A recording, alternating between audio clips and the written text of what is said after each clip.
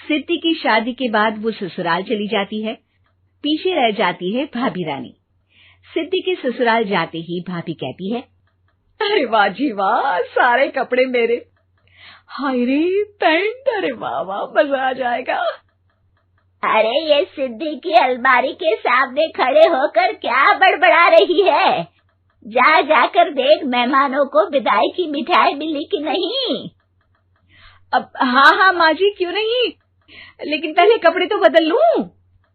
अब रानी आ जाती है सिद्धि के उन कपड़ों में जो वो ससुराल जाने से पहले घर छोड़ जाती है।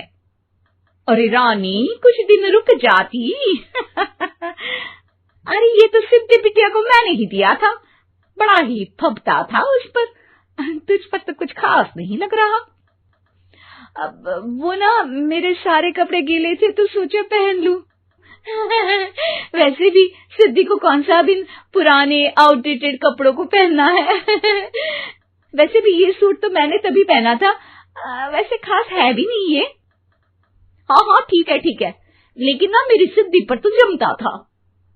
सारे मेहमान चले जाते हैं और सिद्धि ससुराल से मायके पहली बार आती है। अपना घर, अपना कमरा, अपनी अलमारी। ये बोलकर जैसे ही सिद्धि अलमारी खोलती है तो सामने उसके कपड़ों की जगह कुछ और ही रखा होता है। माँ, जरा कमरे में तो आना। सास और रानी वहां पहुंच जाते हैं। रानी ने पहनी होती है सिद्धि की जींस और टी शर्ट।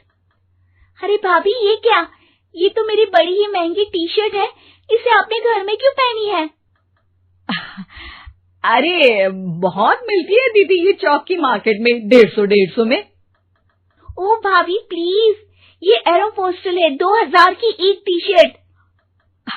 ओह, 2000 में तो दीदी 4 साड़ी आ जाए। अब क्या बोलूं? भाभी, ये मेरी अलमारी में छोटू के कपड़े, तो मेरे कपड़े कहाँ हैं? मेरी अलमारी में? अब दीदी आपको कौन से पुराने कपड़े पहनने थे? माना भाभी, लेकिन मैं जब घर आती तो यही सब पहनती ना। अरे तुम तो बड़ी कंजूस हो दीदी। खैर, वक्त आता है जब सिद्धि ससुराल के लिए रवाना हो रही होती है। अरे रानी, अंदर से सिद्धि का गिफ्ट ले आ, लड़की पहली बार ससुराल से मायके आई है। रानी अंदर जाती है और एक सिंपल सी साड़ी लेकर बाहर आ जाती है। ये लीजिए माँ जी। सास बेटी को गिफ्ट देकर ससुराल भेजती है। अगले दिन रानी एक सुंदर सी साड़ी पहनकर सामने आती है। अरे रानी, ये तो वो साड़ी है जो मैंने सिद्धि को देने के लिए दी थी जब वो ससुराल ले जाती, लेकिन ये तूने कैसे पहन ली?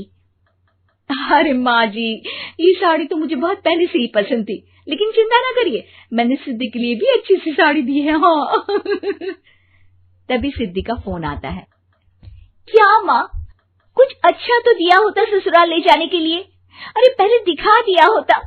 ये चमकते हुए पैकेट में नौकरानी वाली साड़ी मत दिया करो माँ। अरे बेटे, वो तेरी भाभी ने ना गलती से उससे पैकेट बदल गया। हाँ, मैं कल ही तेरे भाई के हाथ से तेरा वाला पैकेट भेज दूंगी। अरे रहने दो माँ, आई एम श्योर भाभी ने अभी वही साड़ी पहनी होगी जो तुमने मेरे लिए रखी थी। तुम तो समझ नहीं पाई उनको। खैर छोड़ो, मैं ज्यादा बोलती अच्छी नहीं लगती, रहने दो, आपको उन्हीं के साथ रहना है, फिर बात करेंगे। सास को रानी पर गुस्सा आ जाता है। वो उसके कमरे में जाती है जहाँ वो शादी का एल्बम देख रही होती है। रानी, मार्केट जाकर एक ऐसी ही साड़ी लेकर आ, कल प्रतीक जाकर सिद्धि के घर दे आएगा। अरे क्यों माँ जी, कितनी साड़ी देनी है दीदी को? यहाँ कोई सेल लगी है क्या? अरे चुप कर, मेरे बेटी के हिस्से की साड़ी खुद पहन ली, अब ज्यादा ज्ञान बांट रही है। एक दिन सिद्धि का फोन आता है। माँ, मेरी सास ने आप सबको खाने पर बुलाया है। सारे लोग सिद्धि के ससुराल पहुँचते हैं। खाना खाकर वो लोग निकल रहे होते हैं कि सिद्धि की सास सभी को गिफ्ट देती है। अरे बहन जी, बेटी के घर का खाना खा लिया, यही बहुत है जो आप ऊपर से गिफ्ट भी दे रही है।